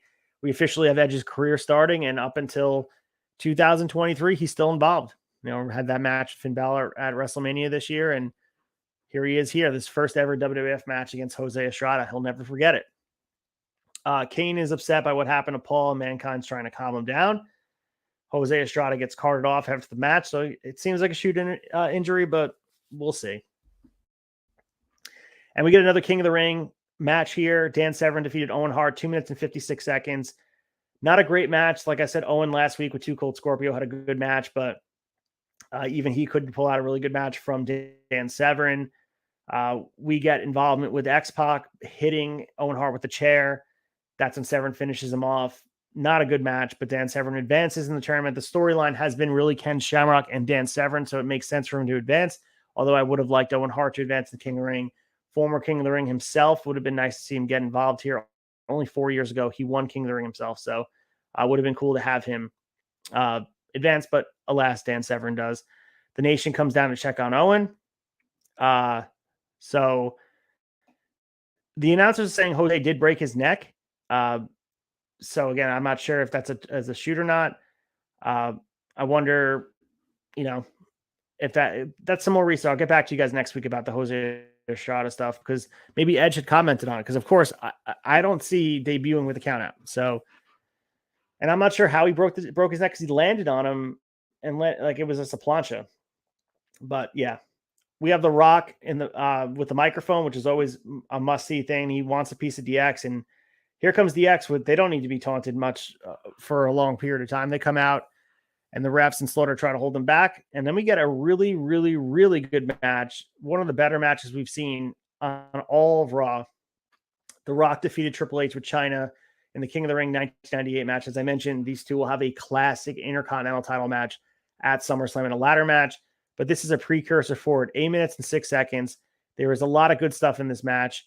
Two of the youngest rising stars in wrestling, future world champions, only months away at this point from Rock's first ever world title and a year away from Triple H's world title.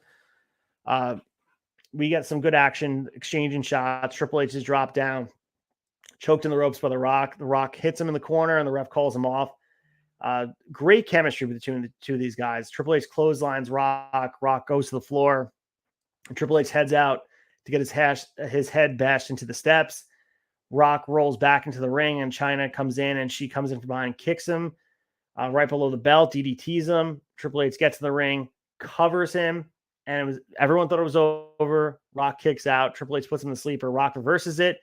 Triple H powers out, goes for the pedigree. Great reversal. Rock hits a low blow himself, finishes him with the perfect plex, which is so fascinating to see how this ended here. Best match of the night by a lot here.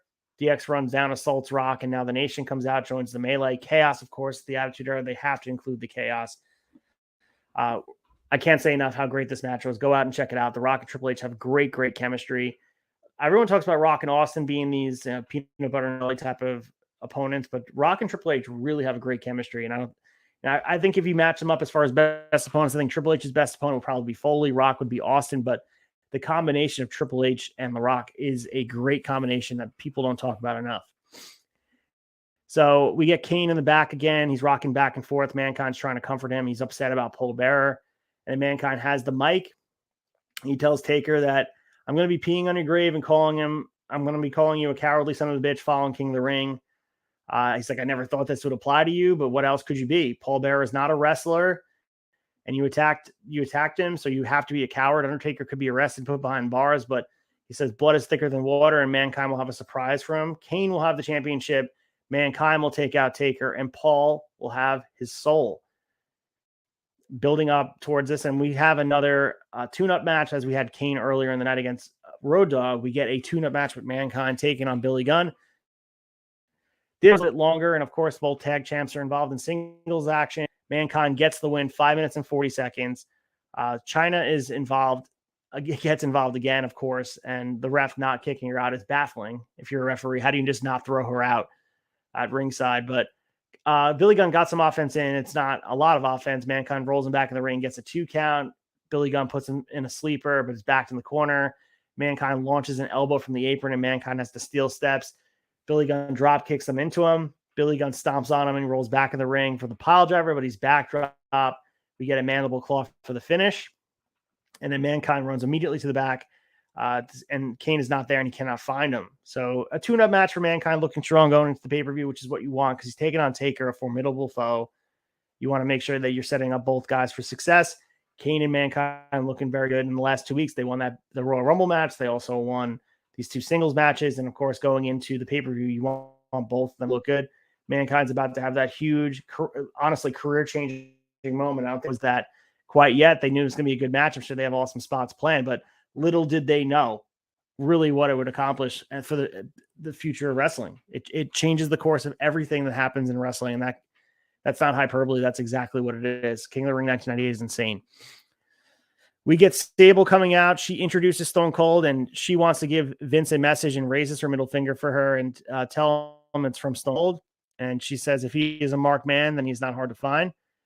Austin comes out, looks under the ring. He's ready to beat somebody's ass. He accepts Kane's stipulation, and he would accept any type of match. He has bled before, and he's not afraid to bleed again.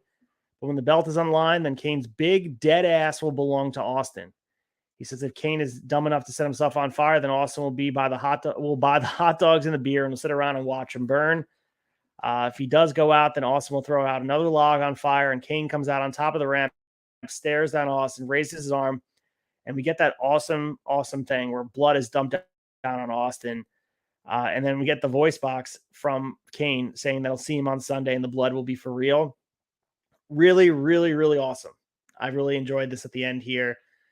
Austin's promo was so good, and underrated opponents too. Kane getting this big spot here, and he's only a few months into his career, less than a year at this point that he's involved in programming, and they protected him so well. And I remember going into this match, watching and thinking there's no way Kane loses, but there's also no way Austin loses. And that's the perfect type of match where you're not exactly sure how it's going to play out. But yeah, man, there's going to be a lot of good stuff. And we have a really good pay-per-view on tap here at King of the Ring next month. And of course, King of the Ring is one of those pay-per-views that used to have a lot of importance. They're moving it back to Saudi this year. Maybe we'll have some more importance storyline-wise, but I can't imagine it will. But at this point in time, King of the Ring was still very important. It was a very important circled date on the calendar for all the talent. It could make or break future main eventers. They used it as a mechanism, just as the Intercontinental title was to get guys over. The King of the Ring was just like that. So the tournament has a decent amount of guys in there, but I think, not to spoil who wins, and you guys can easily look it up and you might already know who wins. the winner makes sense. And they never really trigger on what goes on with this person who wins, but I think they probably had all intents on doing that. I think it just never happened because of other situations. But I do like the top of this card right now. You got 2 premium main events with the King of the Ring tournament, and this would pay-per-views were pretty expensive then, but this would be enough to get people to buy, especially with the product, and the characters are so intriguing. But this was a lot of fun. There was some good run on the card, and there was a lot of good storytelling on this card. And that's the important part. We continue to go through these 1998 moments and continue to have all these things of, you remember big benchmark things, but when you get into the weeds of watching and breaking down all these matches, there's some highlighted things, like we talked about the Hell in the Cell. It's a big piece about what we were talking about. There's a lot. People forget that happened because it didn't take place at a pay-per-view, and it didn't take place at a WrestleMania. There's a lot of memorable stuff, like Kane dropping blood on Austin. That's a great visual. And we're going to get an awesome one-day title reign from Kane. So that's going to be funny to talk about as well. But with that being said, let's get into the chaser, pick our favorite part of these episodes of Raw, and look forward to next week. The chaser.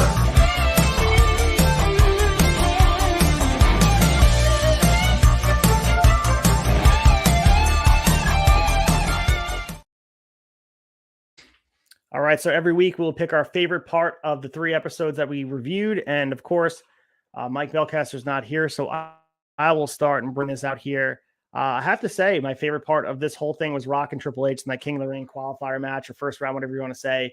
It was a nice appetizer for what we'll see later in their career. We'll see them go at it countless times for the championship and be involved at the top of the card. They eventually main event at WrestleMania. Of course, it's in a 4-way, but they do main event at WrestleMania 16 together. That Iron Man match, that at Judgment Day, where Taker eventually debuted his biker gimmick. Rock and Triple H carry the mantle, especially when Austin got hurt. These guys they are getting ready for that main event slot, and they're kind of forced into the situation to take on the Triple H more so than Rock, because I think they gave Rock the mantle immediately in 1998.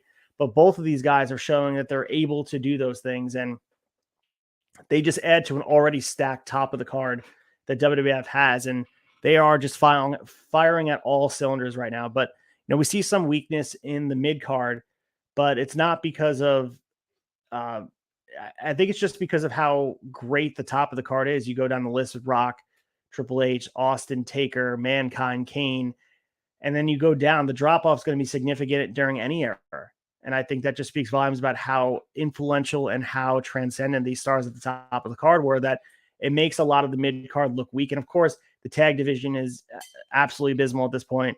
Matches with Dan Severn isn't great.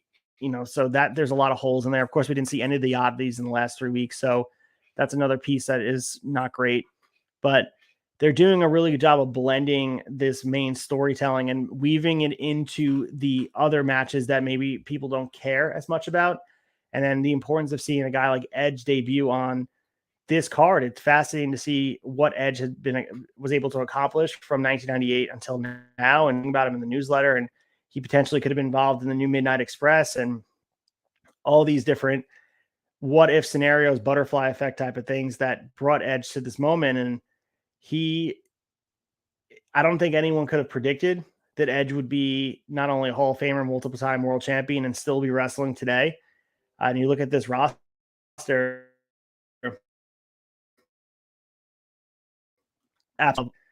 all these former world champions that go on to do bigger and better things. You go down to Henry, who blossomed later in his career, but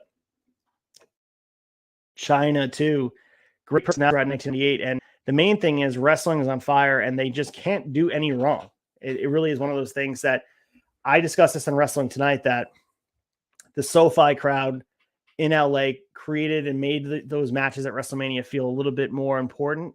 And I think the same can be said about these moments here in 1998, where you see Austin come out and the crowd reacting huge to it, and seeing some of these other big moments that the fans are just electric for everything they're doing.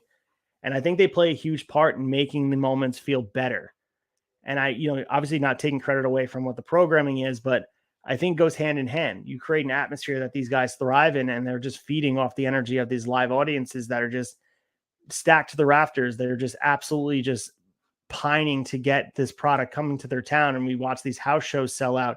And we're approaching levels now where, and then I spoke about this on Wrestling Tonight, it's not to the point where we're going to get another boom period like the Attitude Era, because I don't think we're ever going to get there, because that was a unique time and place that just, it will be by itself. I don't think it will ever have anything that replicates that, but we're approaching a time where the product just is, we watch them hit these markets where they are, they're going to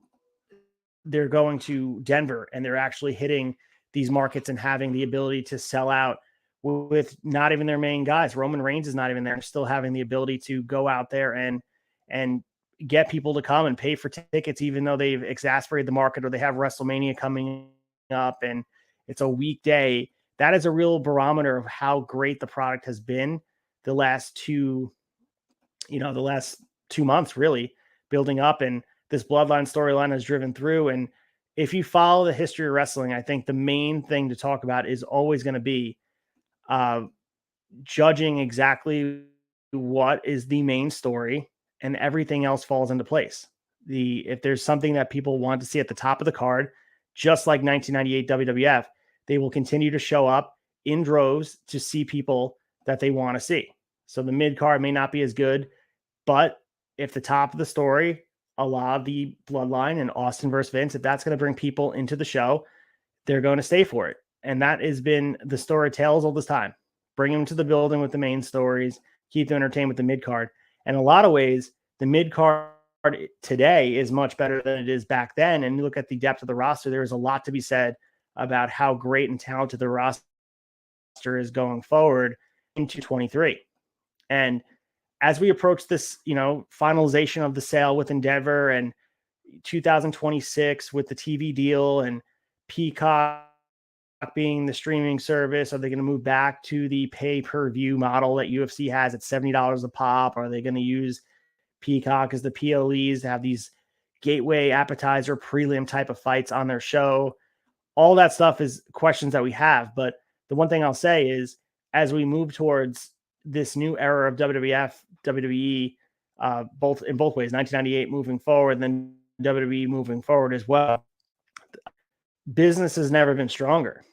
And I think the comparisons between 1998 and 2023 can be made with the future of wrestling very much being in safe hands. And I know that there's a lot of conversation about what's going to happen post Vince, and with all the stuff going on with Endeavor. Are they going to change the way they do things?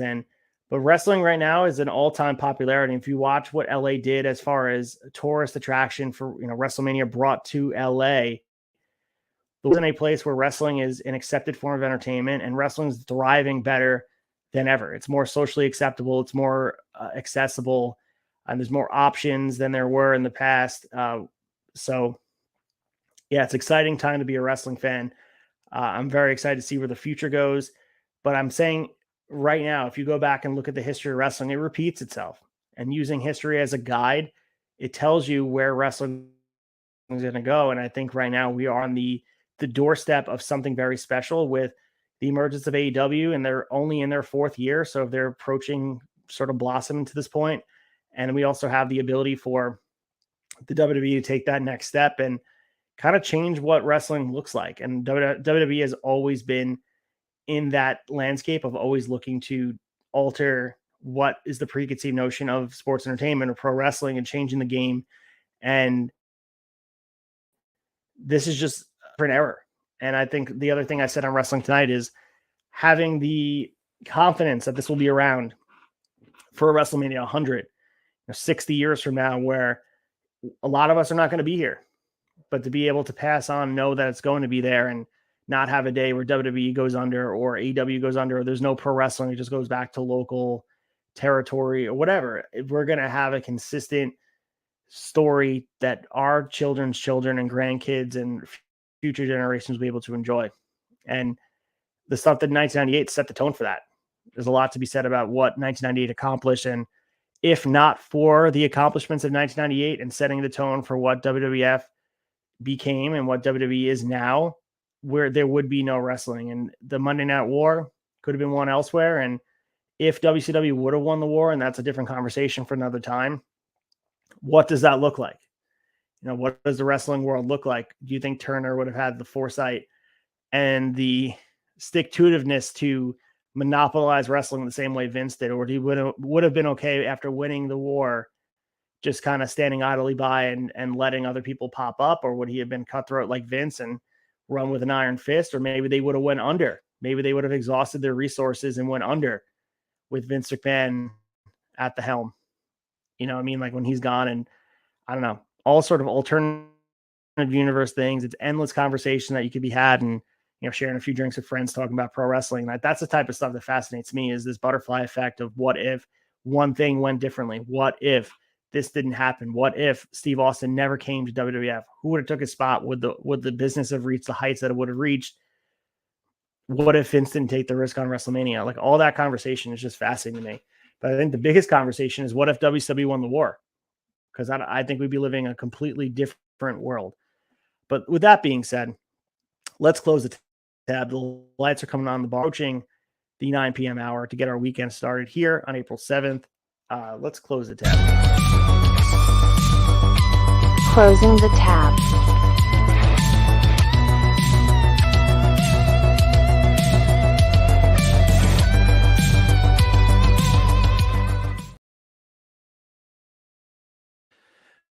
All right, as we close the tab, we're looking forward to next week, episode 11, believe it or not, of season 3, April 14th, 2023. We're going to be leading with WWF King of the Ring 1998. We're going to be going with the June, what date do we have here? The June 29th Raw and the July 6th Raw. Episode galore. We have some good stuff. Again, we're approaching the primo summer months of WWF 1998, and we're having a great time.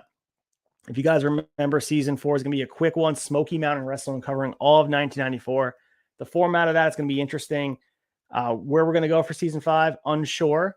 We have it kind of penciled in, but I'll let you guys know as that becomes more common knowledge. But I'm looking forward to finishing off, not looking past WWF 1998. I think what we're doing here has been a lot of fun. It's been making me a more knowledgeable wrestling fan to look at the situations going on today, and the contrast of talking about WWE and wrestling today during Wrestling Tonight in the long form with Chad. You guys can check that out in Wrestling Tonight. Airs on Mondays at 7 p.m. Also drops Tuesday mornings in audio. We dropped a 3-hour episode. We talked about the Endeavor sale. We talked about WrestleMania weekend. Talked about the GCW Collective, the Ring of Honor Supercard of Honor show.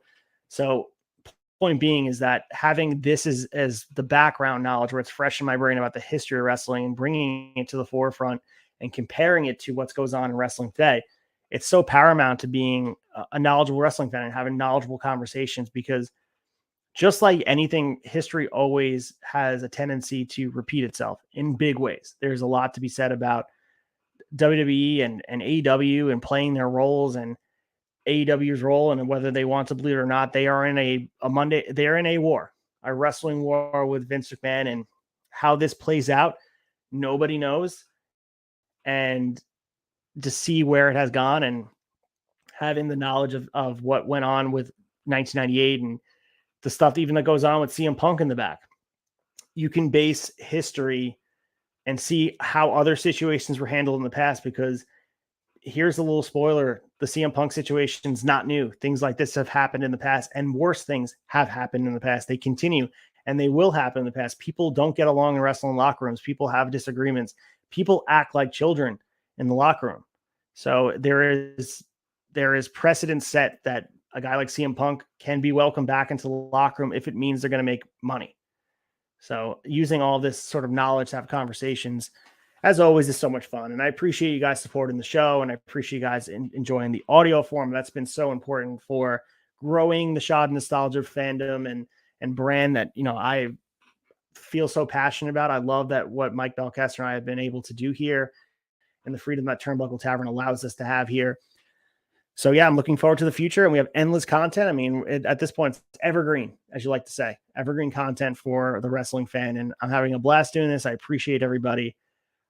One thing I want to say is make sure you guys buy your tickets. Go to my link tree for Cream of the Crop, Remarkable Wrestling, April 22nd. Going to be a great night of wrestling in Coram, New York, the All-Star Arena.